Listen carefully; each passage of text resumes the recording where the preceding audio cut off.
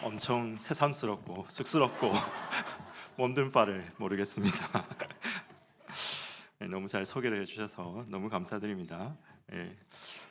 일주일에 한 번, 아, 여러분 다 잊어버리셨나요? 다시 우리 구호를 한번 외치고 가겠습니다. 일주일에 한 번, 한 달에 한 번,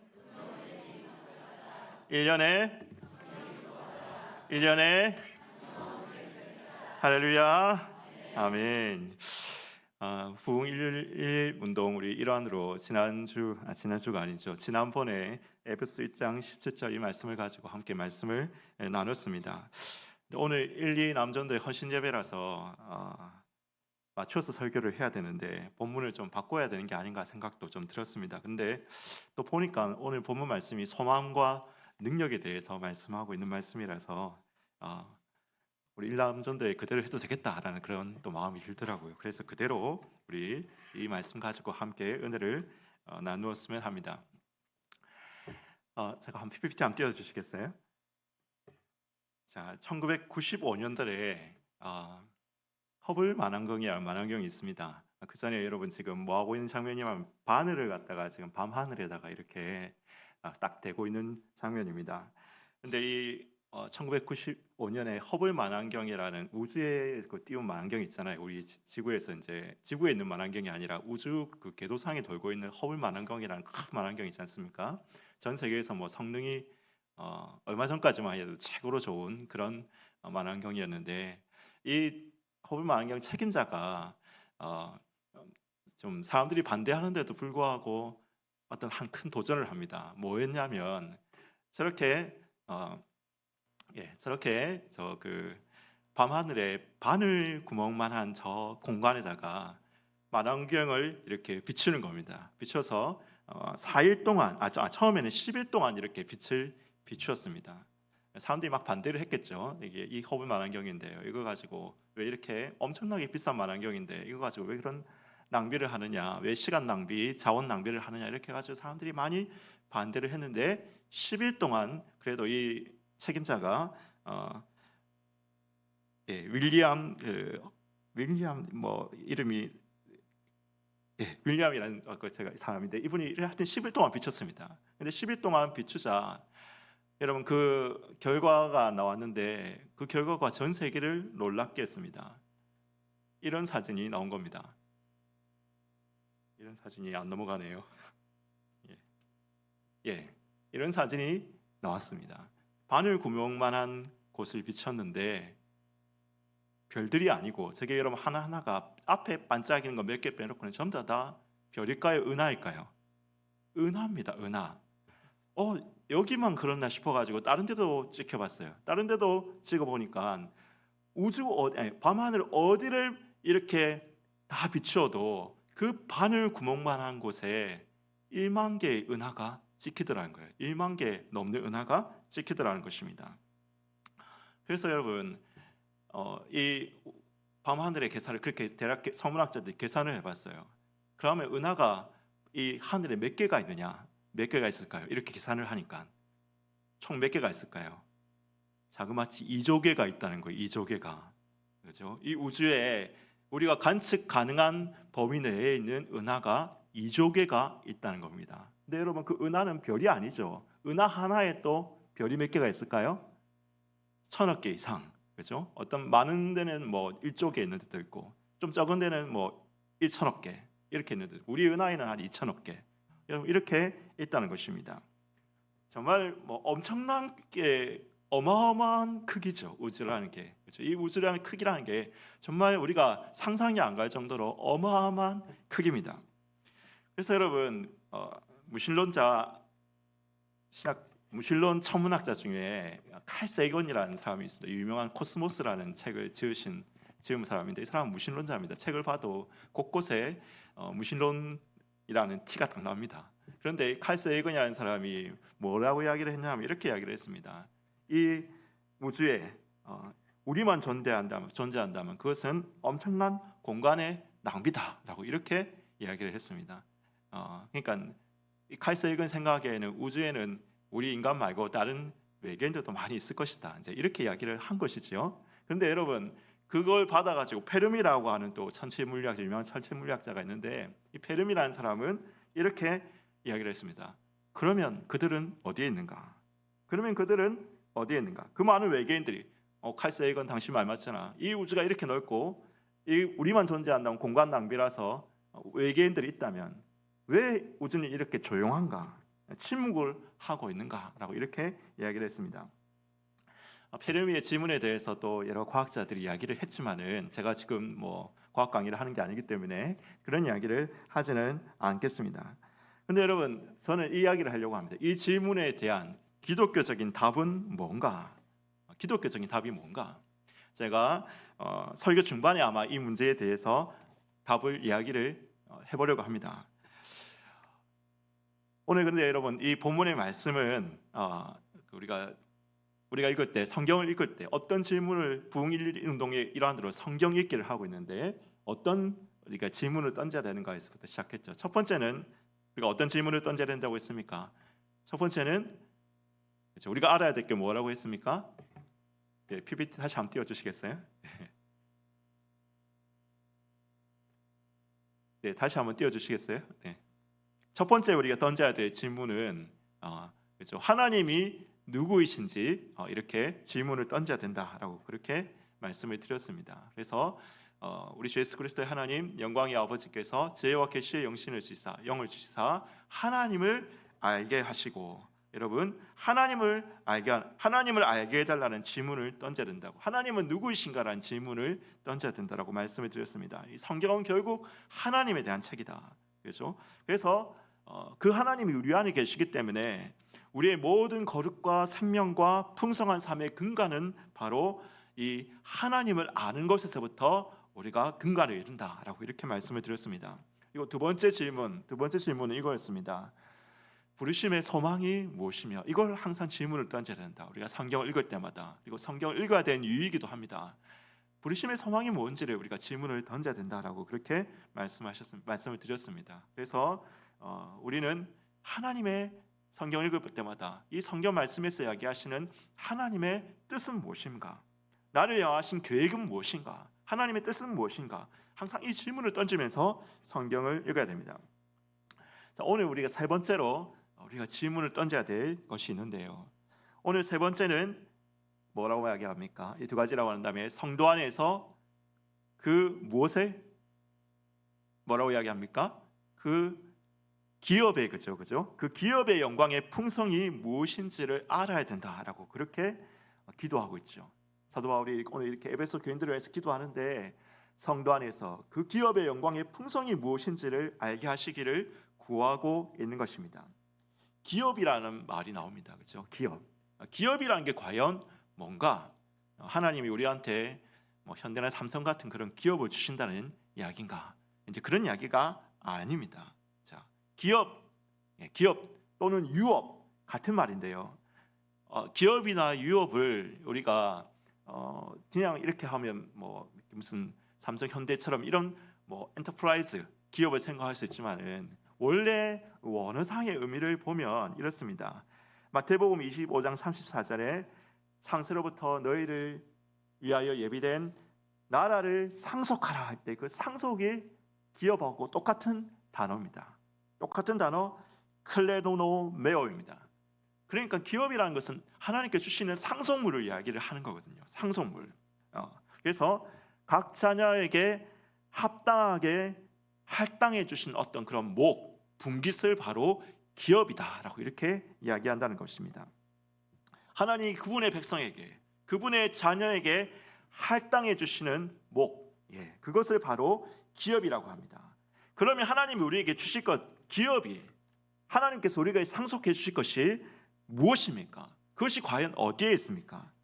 베드로전서 1장 4절 말씀 우리 같이 함께 한번 읽어보겠습니다. 베드로전서 1장 4절 말씀 시작. 썩지 않고 더럽지 않고 쇠하지 아니하는 유업을 있게 하시나니 곧 너희를 위하여 하늘에 간직하신 것이라. 하나님은 유업, 기업 같은 것이라고 했죠. 하나님은 하늘을 우리에게 기업으로 주십니다. 첫 번째는 하늘을 주신다는 겁니다. 우리에게 하늘을 주십니다. 여기서 하늘이 물론 문자적으로 파란 하늘을 의미하는 것은 아니겠죠. 우리의 영혼이 육신에서 분리될 때 신자의 영혼이 들어가는 영적 세계, 지금도 그리스도가 하나님이 온전히 다스리시고 그리스도가 다스리셔서 신자의 영혼이 안식과 기쁨을 누리면서 주와 함께 있는 그 영적 세계가 바로 하늘입니다. 하늘. 바울은 이 하늘에 대해서 이렇게 말하고 있습니다. 같이 한번 읽어보겠습니다. 글자가 좀 작은데 보이십니까? 같이 한번 읽어보겠습니다. 고린도후서 5장 1절 말씀 시작. 만일 땅에 있는 우리의 장막집이 무너지면 하나님께서 지으신 집 곧 손으로 지은 것이 아니요 하늘에 있는 영원한 집이 우리에게 있는 줄 아느니라. 고린도후서 12장 2절에서 4절 또 한번 읽어보겠습니다. 시작. 내가 그리스도 안에 있는 한 사람을 아노니 그가 14년 전에 셋째 하늘에 이끌려간지라. 그가 낙원으로 이끌려가서 말로 표현할 수 없는 말을 들었으니 사람이 가히 이르지 못할 말이로다. 사도 바울은 이렇게 이야기하죠. 내가 이 하늘, 그렇죠? 하늘이 우리 가운데 있다.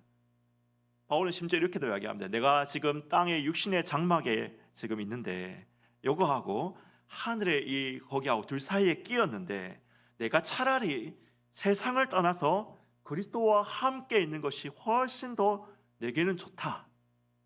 그만큼 하늘이 좋다는 것이죠. 하늘이. 그렇죠? 나는 이 세상을 떠나서 이 육신을 떠나서 내 영혼이 하늘로 가는 것이 훨씬 더 좋다. 그렇지만 내가 육신으로 있는 것이 너희에게 더 유익하기 때문에 나는 아직 이 땅에서 살아서 너희를 위해서 이렇게 사역할 것이다 라고 이렇게 이야기를 합니다. 여러분, 이 하늘은 주님이 계신 곳이죠. 주님이 우리와 함께 계시는 곳입니다. 주님이 지금도 보좌에서 하나님의 보좌에서 다스리고 계시고 하나님의 뜻이 온전히 이루어지는 그곳입니다. 다시는 줄이지도 아니하고 목마르지도 아니하고 해나 아무 뜨거운 것이 상하지도 아니하고 우리의 목자 되신 예수 그리스도께서 그들의 눈에서 하나님의 백성의 눈에서 모든 인물을 씻어주는 것이 바로 하늘인 것입니다. 그러므로 여러분, 우리는 두려워하지 않습니다. 그러므로 우리는 일생이 허무하다 말하지도 않습니다. 우리의 영혼이 육신과 분리되는 그날, 그 죽음의 순간에 하나님이 우리에게 이 하늘을 상속받게 하실 줄로 믿기 때문입니다. 여러분, 우리 이 믿음 가운데 거하시기를 예수님의 이름으로 축원합니다. 그다음에 두 번째, 하늘을 첫 번째 우리 가운데 주실 겁니다. 하늘을, 그렇죠? 하늘의 영적 세계를 우리 가운데 주실 겁니다. 두 번째, 하나님이 성도들에게 주실 기업이 무엇인가? 상속해 주실 것이 무엇인가? 두 번째는 하나님께서는 만물을 우리 가운데 상속해 주실 것입니다. 고린도전서 3장 21절에서 23절 말씀 같이 한번 읽어보겠습니다. 시작. 그런즉 누구든지 사람을 자랑하지 말라. 만물이 다 너희 것임이라. 바울이나 아볼로나 게바나 세계나 생명이나 사망이나 지금 것이나 장래 것이나 다 너희의 것이요 너희는 그리스도의 것이요 그리스도는 하나님의 것이니라. 여러분, 하나님 예수님께서 뭘 주신다고 하죠? 만물을 다 너희에게 주실 것이라고 하죠. 만물을 다 너희에게 주시겠다. 만물이 뭐냐? 여기서 만물. 우리 그냥 성경 읽으면서 그냥 만물 많이 주시는 갑다. 이렇게 하고 넘어가는 수가 많이 있는데 만물이 뭐냐? 성경 사전을 찾아보니까 만물은 이런 의미를 가지고 있습니다. 첫 번째는 만물 판타인데요. 헬라어로 판타. 무엇을 의미하는가? 첫 번째는 전체성입니다. 전체성. 모든 것의 총합이라는 겁니다. 만물은 모든 것의 총합. 그 다음에 범위는 우주적 범위입니다. 영적 세계뿐만 아니라 물질 세계, 영적 세계의 물질 세계, 시간과 모든 권세와 통치를 통합하는 것이 바로 이 만물이라는 것입니다. 하나님이 우리 가운데 주실 것은 영적 세계만 주시는 것이 아니라는 거예요. 하늘의 영적 세계에 우리의 영혼이 들어가잖아요. 죽으면 영혼이 들어가잖아요. 그런데 여러분, 하나님이 우리에게 주시는 것은 이 영적 세계만 주시는 것이 아닙니다. 영적 세계뿐만 아니라 이 물질적 세계, 이 모든 세계 안에 있는 모든 것의 총합, 이것을 만물을 너희에게 주실 것이다. 만물을 주실 것이다. 여러분, 이 순서를 우리가 조금 알아야 됩니다. 처음에는 하나님은 그리스도에게 만물을 상속받게 하십니다. 말씀을 한번 읽어보겠습니다. 히브리서 1장 2절 말씀 같이 한번 읽어보겠습니다. 시작. 이 아들을 만유의 상속자로 세우시고 또 그로 말미암아 모든 세계를 지으셨느니라. 예수 그리스도를 하나님께서 만유의 상속자, 만물의 상속자로 세우시죠. 그리스도는 하늘과 땅의 모든 권세를 가지십니다. 하늘과 땅의 모든 권세. 여러분, 여기서 하늘이 파란 하늘만을 이야기하는 게 아니겠죠. 그리스도가 하늘을 이야기하신, 하늘의 권세를 가지셨다는 것은 파란 하늘을 이야기하는 게 아니겠죠. 하나님 그리스도께서 영적 세계, 우리가 영혼이 들어가는 그 영혼의 세계의 모든 권세를 가지셨다는 거예요. 이 땅도 그러면 여러분, 우리 밟고 다니는 이 땅만 이야기하는 게 아니겠죠. 물질 세계 모두를 이야기하는 것입니다. 그리스도는 영적 세계의 모든 권세를 가지셨고 물적 세계의 모든 권세를 가지셨습니다. 그런데 이 모든 권세를 만물의 상속자 되신 주님께서 그 상속권을 우리에게 나누어 주시겠다. 로마서 1장 17절 말씀 한번 띄워주십시오. 같이 한번 읽어보겠습니다. 그 다음입니다. 같이 한번 읽어보겠습니다. 시작. 자녀이면 또한 상속자 곧 하나님의 상속자요 그리스도와 함께한 상속자니 우리가 그와 함께 영광을 받기 위하여 고난도 함께 받아야 할 것이니라. 여러분, 상속자인데 그리스도가 상속자죠. 예수님이 이 만물의 상속자이십니다. 만물의 통치자이시고 권세자이십니다. 그런데 그리스도와 여러분, 우리가 자녀들, 하나님의 자녀들은 이 그리스도와 함께하는 상속자입니다. 그리스도께서 이 만유를 받으셔가지고 하나님께로부터 만유의 통치권을 받으셔서 하나님의 백성에게 나누어 주신다는 겁니다. 나누어 주신다. 여러분, 이 상속권이 그럼 언제 주어지겠습니까? 우리에게 언제 주어집니까? 하늘의 상속권을 우리가 죽어서 영원히 하늘에 들어갈 때 주어지는 것이죠. 그렇지만 만물의 상속권을 그럼 언제 받을까요? 이 만물의 상속권은 언제 받을까요? 그렇죠. 그리스도께서 산자와 죽은 자를 심판하러 오셔서 최후의 심판을 하시고 하늘과 땅을 새롭게 하실 때, 그때 우리가 이 만물의 상속권을 받게 된다는 것입니다. 그래서 여러분, 우리가 상속받을 나라가 하늘에 속한 영적 세계뿐만 아니라 하늘과 땅의 모든 만물이기 때문에, 하늘과 땅의 모든 만물이기 때문에 마지막 날에 우리가 영혼으로만 존재하는 것이 아니라 몸이 다시 부활하여 그리스도와 함께 영광된 육체를 얻어야 되는 이유가 여기에 있습니다. 천국 가서 영혼만 있는 것이 아니라 육신이 왜 부활해야 될까요? 우리가 상속받을 사회가 영혼만의 사회가 아니라는 거예요. 영혼만의 사회가 아니라 하늘과 땅의 모든 물질과 영의 모든 것을 통합한 세계이기 때문에 우리도 영혼으로만 존재하지 아니하고 몸이 다시 사는 것을 믿잖아요. 그래서 우리가 몸이 다시 살아나야 된 거예요. 근데 그 몸은 지금의 육체가 아니겠죠. 지금 육체가 아니라 그리스도와 같은, 그리스도의 부활체와 같은 영광된 육체를 입게 될 것입니다.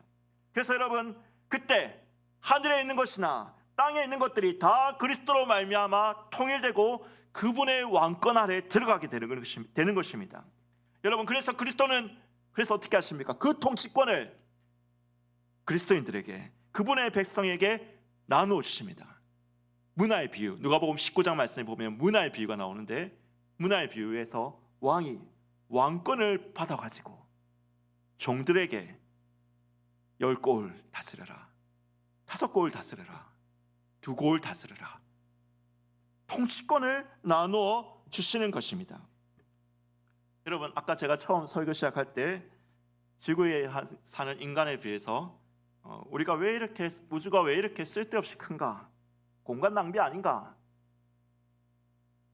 하나님 공간 낭비하신 게 아니에요. 공간 낭비하신 게 아닙니다. 그것은 우리 타락하여서 물질 세계 안에 갇힌 우리들한테 그렇게 보일 뿐입니다. 하나님의 오리지널 플랜은 뭡니까? 하나님의 오리지널 플랜은 그분의, 우리 인간들이 하나님의 형상으로 충만해서 온 우주를 하나님의 영광으로, 하나님의 형상으로 충만하게 채우는 겁니다. 모든 만물을요, 모든 만물을 그 영광으로 충만하게 채우는 것이었습니다. 그래서 여러분, 우리가 우주를 보면서 공허하고 죽음과 공허가 느껴지는 것이 아니라 생명과 사랑과 공의와 같은 하나님의 신성으로 충만한 우주를 보게 되는 것이 하나님의 원래 마스터 플랜이었어요. 그런데 여러분, 인간이 타락해서 우리는 물질 세계에 갇히게 되었죠. 다시 그런데 그리스도가 오실 때 여러분, 우리는 만물을 상속받게 될 것입니다. 한번 여러분 재미있는 상상을 한번 해볼까요? 재미있는 상상, 이건 저희 상상입니다. 지금까지 여러분 지구상에서 존재했던 인간들이 한 몇 명쯤 될까요? 한 몇 명쯤 될까요? 뭐 사람들이 계산을 해봤는데 한 1000억 명쯤 된다고 합니다. 1000억 명. 지구상에 지금까지 인간이 쭉 역사를 인간이 존재했던 인간들이 1000억 명쯤 된대요. 자, 그러면 아까 그 중에서 구원받을 사람은 한 몇 명쯤 될까요? 1000억 명 중에서. 우리가 잘은 모르죠, 그거는. 그죠? 알 수가 없죠. 근데 제가 아무리 생각해도 많아도 200억 명은 넘지 않을 것 같아요. 근데 이거는 제 상상이니까 그냥 한 200억 명쯤 된다고 가정합시다. 최대한 많이 잡아가지고 200억 명, 그래서 200명이 된다고 생각합시다. 자, 아까 우주가 은하가 2조개라고 했잖아요, 그죠? 은하만 2조개라고 했잖아요. 그러면 하나님이 만약에 그리스도께서 곧 오셔가지고 지금 이 땅에 존재했던 사람들 중에 그리스도인에게 이 우주 만물을 나누어 주신다면, 이 모든 만물을 통치권을 그리스도께 궁극에 통치하는 그리스도시죠. 그렇지만 그것을 각 사람에게 야, 너는 여기를 다스려라, 여기를 다스려라, 이렇게 나누어 주신다면 1인당 평균 은하 몇 개를 받을까요? 100개입니다. 100개. 그렇죠? 200억 명이 그리스도인이 하나님의 나라를 상속받는다 한다면, 만약에 제 가정입니다. 200억 명이 받는다면 1인당 은하가 100개입니다. 자, 여러분, 물론 정확한 실체는 알 수 없죠. 이거는 지금 우리가 다 알 수 없고 제가 상상해 본 거기 때문에 기억하지 않아도 됩니다. 그렇지만 이거 하나만은 분명합니다. 성도에게 하나님이 주실 기업의 영광은 어마어마하게 풍성한 것입니다. 어마어마하게 풍성한 겁니다. 우리가 이 땅에서 강남에 50억 아파트를 가졌네, 재산이 100억이네, 1000억이네, 아니 그 정도가 아니라 재산이 1조네, 10조네, 100조네, 여러분 이렇게 이야기하는 것도, 이 모든 것들이 성도 안에서 그 기업의 영광의 풍성에 비하면 태양 앞에 촛불이라는 거예요. 태양 앞에 촛불, 태산 앞에 모래알 만도 못한 것이라는 겁니다. 여러분, 우리가 그 기업의 영광의 10분의 1, 아니요 100분의 1이라도 알 수 있다면, 맛볼 수 있다면, 우리는 그 하나님의 영광을, 하나님이 성도에게 주실 그 기업의 영광의 풍성함을 세상의 부귀와 세상의 명예와 세상의 영화와 바꾸지 아니하며 하나님의 영광을 구하며 나아갈 수 있을 것입니다. 그래서 바울은 기도하고 있는 거예요. 기도하라는 거예요. 지혜와 계시의 영을 주시사 성도 안에서 그 기업의 영광의 풍성이 무엇인지를 알게 하여 주시옵소서. 여러분도 여러분 성경을 펼칠 때마다, 읽으실 때마다 기도하십시오. 주여 내 눈을 여시사 하나님의 기업의, 하나님이 성도에게 주실 기업의 영광의 풍성이 무엇인지를 깨닫게 하여 주시옵소서. 간구하고 구하시는 여러분 되시기를 예수님의 이름으로 축원합니다. 여러분, 여기서 우리가 한 가지 더 마지막으로 알아야 될 것이 있습니다. 성도가 상속받을 것이 하늘에 있다고 했죠. 하늘. 그리고 성도가 상속받을 것이 마지막 날 만물입니다. 만물입니다. 여러분, 이렇게 엄청나고 하나님은 그 통치하시는 하나님의 나라를 우리의 영혼이 육신과 분리될 때, 그리고 그리스도가 산자와 죽은 자를 심판하러 오실 때, 만물을 그래서 새롭게 하실 때, 그때 주실 것이지만은, 근데 꼭 기억해야 될 사실이 있어요. 그러면 지금 이 땅에서는 뭡니까? 이 땅에서 우리가 하늘만 보고 기다려야 됩니까? 하늘만 보고 기다려야 됩니까? 그렇지 않다는 것이요. 그렇지 않습니다. 꼭 기억해야 될 사실이 있습니다. 하나님의 나라가 나중에 주실 것이지만은, 하나님의 나라가 지금 이미 이곳에서 예고편처럼 우리에게 다가왔고, 이 땅에서 이미 시작되었고 지금도 자라나고 있다는 것입니다. 하나님이 우리에게 주실 기업이 하늘에 있습니다. 하나님이 우리에게 주실 기업이 세상 끝과 마지막 날에 새하늘과 새 땅에 있습니다. 그러나 이 땅에서는 없냐? 있죠. 지금도 하나님의 나라는 시작되고 자라나고 있습니다. 그러므로 여러분에게 주신 가족, 우리 1, 2 남전도의 회원들에게 주신 가족, 사업터, 우리에게 주신 교회 공동체, 이것을 하나님이 내게 맡기신 기업이요, 이미 시작된 하나님의 나라요, 본격적으로 도래할 하나님 나라의 예고편으로 우리가 여겨야 한다는 것입니다. 이 예고편은 여러분, 본편에 비하면 사실 아무것도 아닌 거예요. 우리가 받을 그 본편에 비하면 이 예고편은 아무것도 아닌 작은 것입니다. 그런데 여러분, 하나님의 비밀이 뭡니까?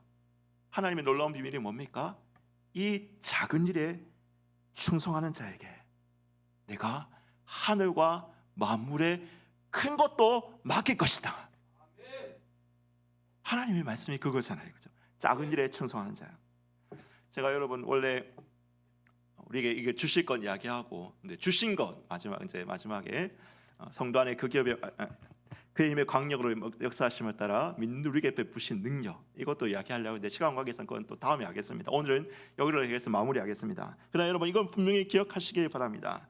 사랑하는 성도 여러분, 1, 2 남전도의 여러분, 장차 우리에게 주실 하나님의 그 기업의 영광의 풍성을 바라보며 하늘과 만물의 그 엄청난 하나님의 선물을 소망하면서, 여러분, 우리가 지금 이곳에서 여러분에게 맡기신 가족, 하나님이 여러분에게 맡기신 공동체, 여러분에게 맡기신 일과 사업에 충성하셔서 그곳을 하나님의 영광으로 채우고 하나님으로 충만한 곳으로 만들어 가시는 여러분 되시기를 예수님의 이름으로 축원합니다. 그런 자에게 하나님께서 하늘의 본편에서, 만물의 그 상속받은 만물의 본편에서 많은 것으로 잘하였도다. 착하고 충성된 종아, 작은 일에 충성하였으니 많은 것으로 맡기실 줄로 믿습니다. 우리 그렇게 충성하며 나아가신 여러분 되시기를 예수님의 이름으로 축원합니다. 예, 기도하겠습니다. 아버지 하나님, 우리에게 주실 하나님의 그 기업에, 우리가 상속받을 그 기업의 영광을 10분의 1이라도 100분의 1이라도 맛보아 알기를 원합니다. 세상의 영광이 눈앞에 없습니다.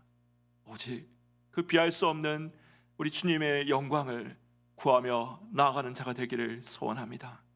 그러나 주님, 우리가 주님의 영광을 구하면 구할수록 이 땅에서 내게 맡기신, 이미 주신 기업, 이미 주신 가족, 이미 주신 공동체, 이미 주신 사업과 일터 가운데서 충성하여서 하나님의 영광을 그곳에 채우고 하나님의 나라를 선포해가며 하나님으로 그것을 채워나갈 수 있는 우리 모든 성도들, 1, 2 남조의 우리 전도의 주님, 전도의 회원들 될 수 있도록 은혜 베풀어 주시옵소서. 주님의 감사드리며 예수 그리스도의 이름으로 기도드리옵나이다. 아멘.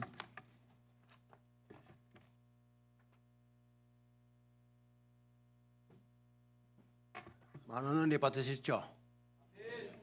작은 일에도 충성하시고 만물의 상속자가 되기를 바랍니다. 자, 찬송 453장 부르시면서 우리 1, 2 남전도의 헌신 예배에 헌금 시간을 갖겠습니다.